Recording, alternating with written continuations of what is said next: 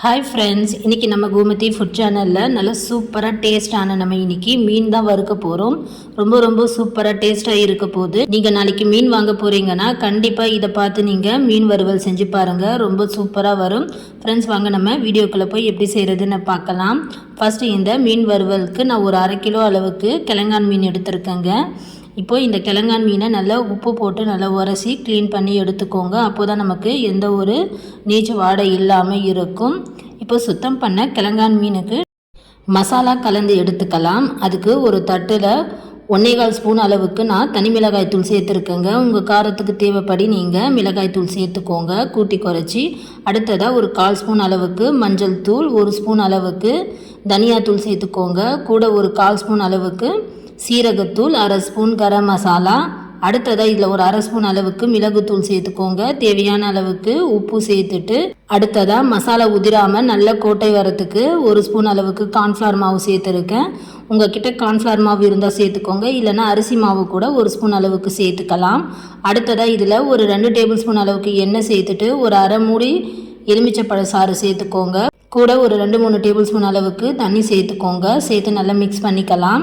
Friends, இதிலேயே நீங்கள் ஒரு 1/2 ஸ்பூன் அளவுக்கு இஞ்சி பூண்டு விழுது சேர்த்துக்கோங்க. அந்த வீடியோ கிளிப் மிஸ் ஆகிடுச்சு. இப்போ இது எல்லாம் நல்லா கலந்து எடுத்ததும் அடுத்தது நம்ம மீனை இதுக்குள்ளே சேர்த்து நல்லா தடவி எடுத்துக்கலாம். எல்லா பக்கமும் படுற மாதிரி மீனில் மசாலாவை தடவி விட்டுக்கோங்க. ஃப்ரெண்ட்ஸ், இந்த மசாலா நீங்கள் கிழங்கான் மீனுக்கு மட்டும் இல்லாமல் நீங்கள் எந்த மீன் வாங்கினாலும் இதே மாதிரி நீங்கள் மசாலா கலந்து மீனை தடவினீங்கன்னா மீன் நல்ல சூப்பராக முறுமுறுன்னு அதே சமயம் நல்ல டேஸ்ட்டாகவும் கிடைக்கும். இப்போது மிச்சம் மீதி இருக்கிற மீனையும் இதே மாதிரி நம்ம மசாலா கலந்து எடுத்துக்கலாம்.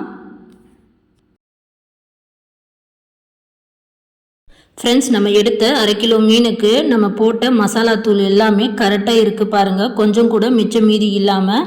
இப்போ இது ஒரு 1/2 மணி நேரம் நல்லா ஊறிட்டு இருக்கட்டும். ஒரு 1/2 மணி நேரம் கழித்ததும் மீனை இது போல் தவாவில் கொஞ்சமாக எண்ணெய் போட்டு நம்ம பொரித்து எடுத்துக்கலாம். இல்லைனா நீங்கள் டீப் ஃப்ரை பண்ணுறதாலும் பண்ணிக்கலாம். அதுக்கு தோசைக்கல்லில் ஒரு 1/4 கப் அளவுக்கு எண்ணெய் சேர்த்துட்டு எண்ணெய் சூடானதும் மீன் சேர்த்துக்கோங்க. மீன் சேர்த்ததும் உடனே திருப்பிடாதீங்க. கேஸ் மீடியம் ஃப்ளேமில் வச்சு ஒரு 5 நிமிஷம் அப்படியே மீடியம் ஃப்ளேமில் வேகட்டும். ஒரு 5 நிமிஷம் கழித்ததும் இது போல் நல்லா மெதுவாக திருப்பி போட்டுக்கோங்க. இதே மாதிரி எல்லா மீனையும் திருப்பி போட்டு நல்லா முறுமுறுன்னு நம்ம ஃப்ரை பண்ணிக்கலாங்க.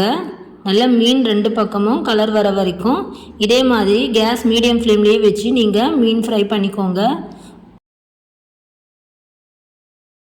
ஃப்ரெண்ட்ஸ், பாருங்கள், ஒரு பக்கம் நல்லா வெந்து கலர் மாறி இருக்குன்னு.